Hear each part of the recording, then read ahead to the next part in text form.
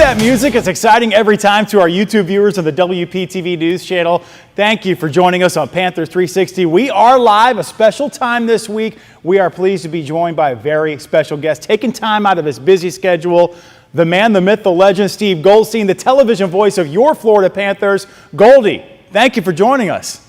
No, it's great to be on, and appreciate everybody watching the show. It's been terrific. It's been terrific. What a ride it's been the past couple of years and the beginning of this regular season. We saw some great games out the gate at Amaret Bank Arena. Got on this road trip, and I just want you to describe for the folks at home, maybe the common hockey fan, not even close to time to press in the panic button. How has this road trip gone for the team, and what have you found out so far on this 4 games?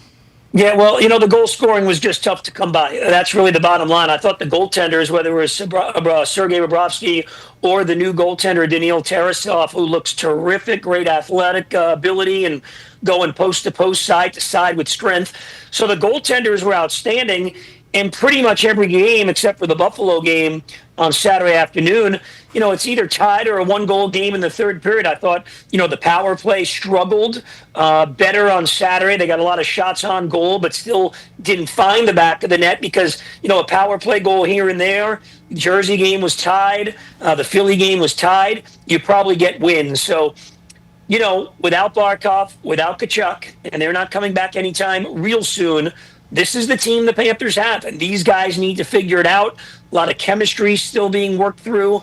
I think, you only have one line, Lundell, Osterinen, and Marchand, that played together last year. So I think the coaching staff, Paul Maurice, still learning about this team, and maybe these guys also learning each other's tendencies and learning each other as well early in the season. Yeah, it seems like to say that, they had such a long run together, so much of that core still there. But it is part, after you get done with the offseason, you're back and you're getting the lines together, you're gelling. At Panthers 360 here, we like to get to know about everybody. You're on the road with the team. How do you yourself treat a long road trip like that? What's your daily routine like? Is it up early, late to bed?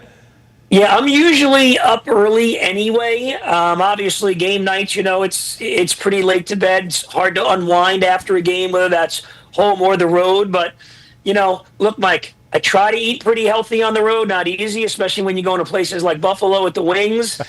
Try to get up, get a workout in every morning, move, take a walk, do something. But, it's for me, it's kind of a work trip. When you have the time off, you kind of take the time off, and the rest of the time you're digging into the team and, figuring out how you can make the broadcast the most interesting, the most informative, and the most entertaining that it can be, really. Wow. Well, on a nationally televised game, we're going to have a big game we've been circling on the calendar since the offseason, and that is Brad Marchand's return to Boston, taking on the Bruins, the former captain, lining up against his team. I asked somebody earlier, you think he's going to get booed or cheered? How do you view that game as an important one in this very, very early part of the season? Well, I think we'll see a Panther team with a little bit more juice, a little bit more edge, and a little bit, or maybe a lot of it, more energy in this game. You go back to a place where this guy had been his entire career. You're talking about 20 years with the franchise. Every player on this Panther team, they want to win that game for him because most of these guys in this Panther team, they've been in the same situation. Most of them have come from somewhere, and they've always gone back to that place. So I think it's going to be a spirited effort by the Panthers. I know the fans in Boston absolutely love Brad Marchand. I think there's more frustration with the franchise that they actually let him go. And, big picture, you look at what the guy is doing at age 37, what he did last year in the Stanley Cup playoffs. It's amazing that they actually traded him for what they did. I thought Bill Zito and the Panthers stole Brad Marchand for the Boston Bruins. So I think it's going to be a thunderous ovation. It's going to be emotional for him. He's going to want to win that game. And along with it, as tight-knit as this Panther team is, I know every guy in that team, from Sam Bennett right on through, they want to get that W in his return to Boston. Yeah, you better believe that, and an extra juice for the game for sure. Everybody's still pinching themselves that we have Brad Marchand for a full season. Weird. Seth Jones for a full season. And like you said at the beginning here, there have been some line changes. Head coach Paul Maurice likes to change things up a little bit. Are you seeing, you mentioned one line in particular, perhaps gelling, but, when do we start to see that gelling process where, playoffs, boy, you just had almost every line the same the whole time, a couple here and there shifts. But, when do you see the lines gelling here in the beginning of the season, and what are you seeing there? Well, I see a little bit jelly, Mike, with Rodriguez at center and Mackie Samoskevich on the wing. I think those two guys with the speed and Boquist on the other side, they're starting to get some things together. They're not obviously scoring as many goals as you want to at 5-on-5, but the things you want to see is the attention to detail and get back to the structure. Trust the structure. When you're not scoring, everybody just starts to feel that a little bit, but you still have to play the same way they've always played. So, look, NHL conventional wisdom, you look at a 10-game mark. Sometimes you look at a 20-game mark to see what's going on, who plays, well with who. I think you're kind of seeing some of that. I also shouldn't discount, and look, injuries are part of the game. Everybody's got them. But that loss of Dmitry Kulikov on the blue line is probably a little bit more important than a lot of people see. He's a very effective player in what they do, killing penalties. So that hurts as well. But I think you kind of look at the next couple of weeks into the month of November where you really want to see guys learn each other's tendencies.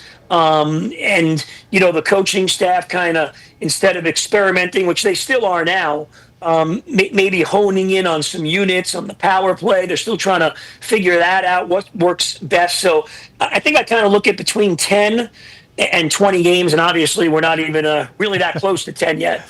No, it's so early in the season.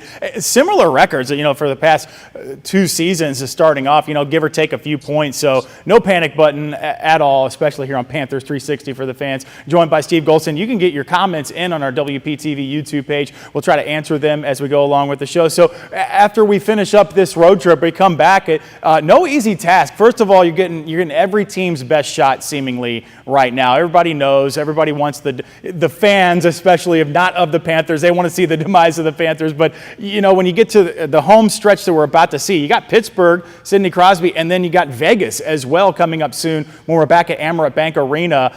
Do you think the home cooking might, rejuvenate us a little bit more? I don't know, a little more pep in our step with those lines? Well, I hope so. Historically, Mike, the last few years, they've been just as good on the road as they are at home. Sometimes they play even better, as we saw in the playoffs when they're on the road, that us against them, the world mentality. I thought last week when you start breaking down each game, you mentioned it, Philadelphia and New Jersey, those were their home openers, so you knew they bring a lot to the table. Detroit was really called out by their coach after the first game, so they played better, and then they went in. I didn't think they played close to their best game, the Panthers, but give the Buffalo Sabres credit. They were under the gun. They had lost the first 3 games of the year. You know how that goes, and in a lot of markets with sports, fire everybody, trade everybody. So you take those games in and of themselves, they did get some motivated teams, but the Panthers know they need to be better. They need to be better on the forecheck. They need to be on the puck more. And now it's at the point where if you look at what they're generating offensively, those numbers are good. The expected goals are good.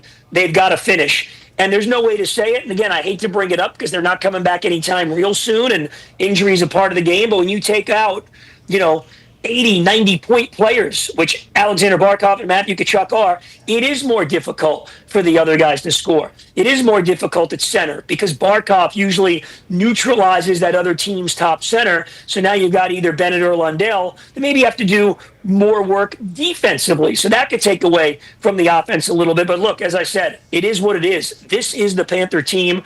Barkov's not walking through the door on Thursday night against the Penguins. We know that. So they just need to be, back to the structure, a little more finish around the net, get to the net more, make life more difficult for those goaltenders. And always at Amerant Bank Arena, as we saw the first week of the season, the Panthers do have that juice. But again, they've had that on the road as well in the past. They'll need that this season also. Steve Goldstein joining us here. Goldie, the voice of your Florida Panthers. Before I get you out of here, I know you're on your off day. You've taken so much of your time already. I just want to ask you, getting out the door here, when you say it on air, back-to-back Stanley Cup champions, you've been the voice for so long. Is it still sinking in for you? Is there that moment where you feel that? It's last year saying Stanley Cup champion was surreal and crazy. And now saying back-to-back, it is amazing. You know this sport in full seasons. Again, not taken away from Tampa, but they did it, when COVID was going on. They weren't full seasons. doing what they've done the last 2 years, especially when in the moment of truth, they went up against the best player in the world in Connor McDavid and basically shut him down for 2 years in a row. It is incredible. No team has played more games over a 3-year period than the Florida Panthers have over the last 3 years. So, yes, it is incredible to say it, and I'm glad that all the fans got to experience, because there's nothing like the Stanley Cup playoffs and clinching twice in a row at home. It really is unheard of. But now you know what the goal is, Mike. You got to get 3, baby. We got to get 3. Got to get to that 3. We'll get to that 10-game mark, 20-game mark. Like you said, thank you so much for your insight. You see so much of the team. We love listening to you, Goldie, and with Scripps Sports. Looking forward to many more Panthers games here this season. And, hey, hopefully the playoffs and that quest for a three-peat. That's Steve Goldstein. I want to thank you so much for joining us here on the Panthers 360 WPTV Live on our WPTV News page. Listen, you can chime in. We'll get questions and comments answered for you. Don't forget, Panthers 360, 7:30 every Wednesday night on South Florida's 9. For Steve Goldstein, the voice of the Florida Panthers, I'm Mike Trim. Thanks for joining us.